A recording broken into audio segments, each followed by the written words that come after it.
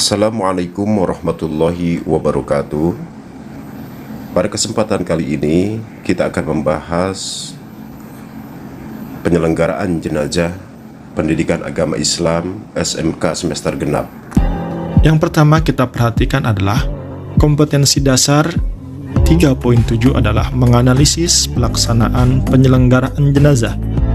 4.7 menyajikan prosedur penyelenggaraan jenazah. Setelah kalian memahami materi ini, diharapkan kalian bisa mengidentifikasi dalil nakli terkait tata cara perawatan jenazah dengan benar.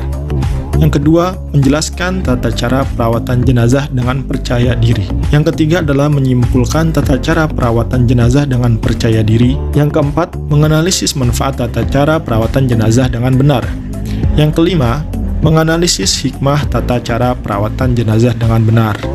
Dan praktiknya adalah kita sama-sama bisa mendemonstrasikan tata cara perawatan jenazah. Sebab yang akan kita pelajari pada materi ini adalah yang pertama, hal yang diperhatikan terhadap kondisi jenazah. Yang kedua, memandikan jenazah. Yang ketiga, mengkafani jenazah. Yang keempat, menyolati jenazah. Yang kelima, menguburkan jenazah. Yang keenam, takziah. Dan yang ketujuh, ziarah kubur. Poin yang pertama, hal yang diperhatikan terhadap kondisi jenazah. Ketika ada seorang hamba Allah yang meninggal dunia, maka yang harus kita lakukan adalah pertama, menutup atau memejamkan matanya. Yang kedua, menutup mulutnya, yaitu dengan mengikat dagu dan kepalanya. Kemudian menutup badan dengan kain agar auratnya tidak terlihat. Diperbolehkan mencium wajahnya sebagai tanda berduka cita. Kemudian membayar hutangnya, memberitahu keluarganya, kerabat, dan teman-temannya. Kemudian tidak melukainya sebagaimana tidak melukai badan orang lain masih hidup. Dan yang terakhir adalah tidak mencelanya. Yang kedua adalah Assalamualaikum warahmatullahi wabarakatuh. Sahabat muslim hafidzakumullah. Kewajiban orang yang masih hidup terhadap orang muslim yang meninggal meliputi 1. Memandikan, 2. Mengafani, 3. Menyalati, dan 4. Mengubur. Hukum keempat hal tersebut adalah fardu kifayah. Fardu kifayah adalah apabila ada salah seorang yang sudah melaksanakannya, maka gugurlah kewajiban muslim yang lain.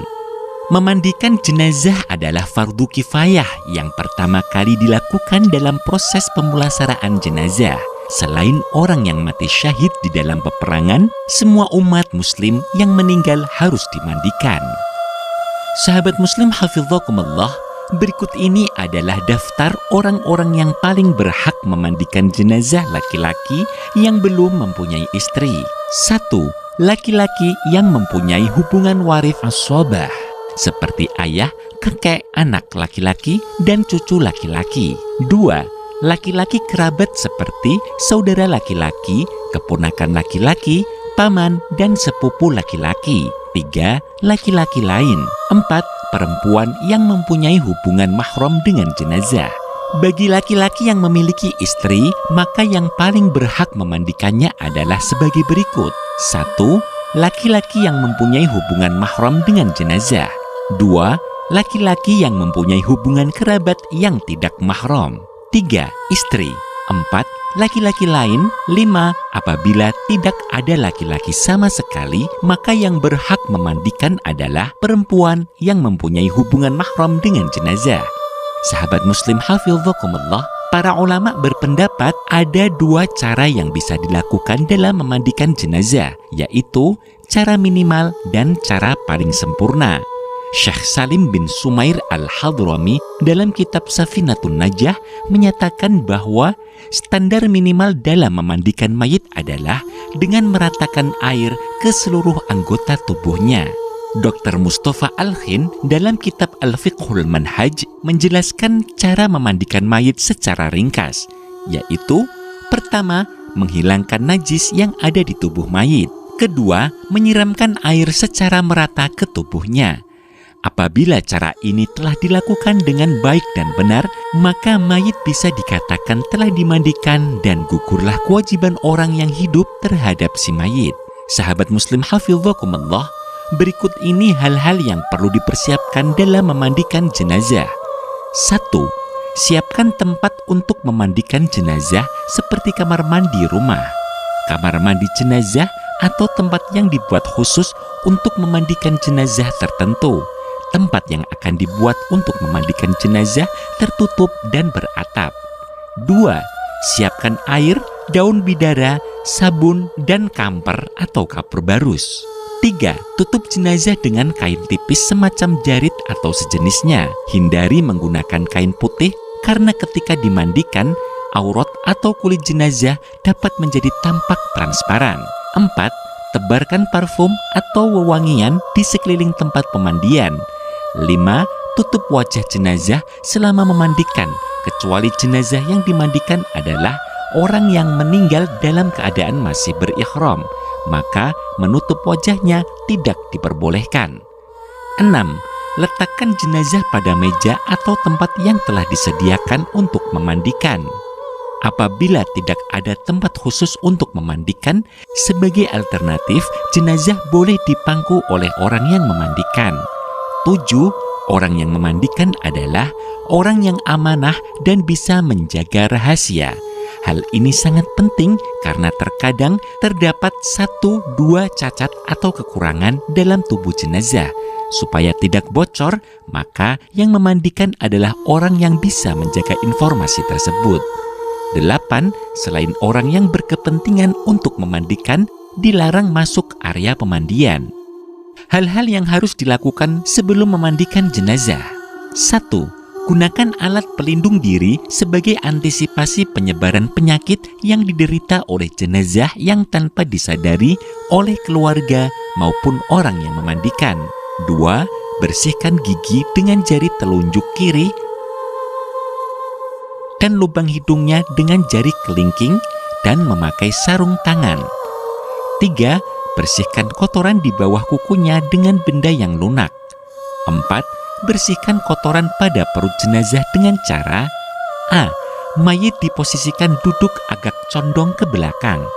Tekan perut mayit berulang-ulang secara lembut dan perlahan dari atas sampai ke bawah. B. Pada saat menekan perut jenazah bagian kanan, maka orang yang berada di posisi kaki mengangkat paha kiri mayit. Begitu pula sebaliknya. Pada saat menekan perut jenazah bagian kiri, maka paha kaki kanan jenazah diangkat. C. Apabila menyentuh aurat jenazah, maka wajib menggunakan alas atau sarung tangan. Untuk selain aurat, hukum menggunakan alas adalah sunnah. 5.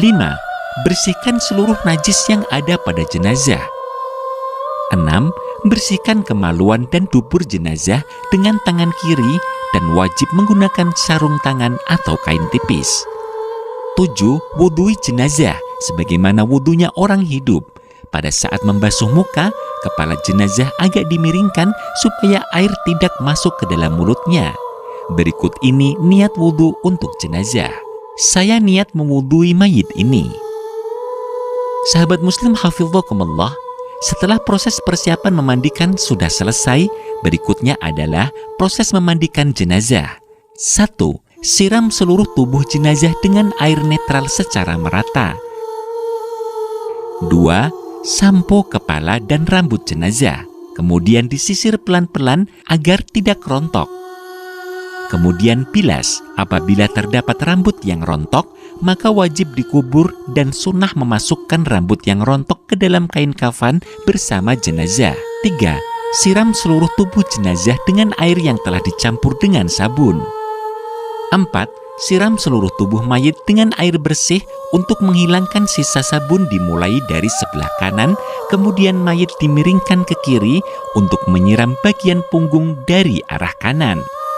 Setelah menyiram bagian kanan, jenazah dimiringkan ke kanan untuk menyiram bagian punggung dari arah kiri.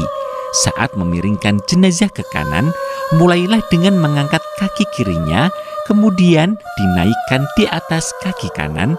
Begitu pula sebaliknya, pada saat akan memiringkan ke kiri, maka kaki kanan ditaruh di atas kaki kiri terlebih dahulu, baru kemudian tubuhnya menyusul dimiringkan. 5. menyiram jenazah dengan air yang telah dicampur dengan daun bidara. 6. Siram seluruh tubuh mayit dengan air yang dicampur sedikit kapur barus. Sahabat muslim hafizakumullah, terjadi perbedaan urutan penyiraman antara satu tempat dengan daerah lain. Namun pada prinsipnya dalam memandikan jenazah adalah meliputi 3 hal berikut, yaitu 1. Membersihkan, 2. Mewangikan, 3. Mengawetkan. Penggunaan air netral adalah untuk membersihkan, menggunakan daun bidara atau sabun adalah untuk mewangikan selain untuk membersihkan. Dan kapur barus berfungsi untuk menjadikan tubuh jenazah lebih awet. Sahabat muslim hafizakumullah, demikianlah tata cara memandikan jenazah. Semoga Allah selalu meridhoi kita dalam menjalankan semua ibadah. Amin. Wassalamualaikum warahmatullahi wabarakatuh. Penyiar Islam Channel.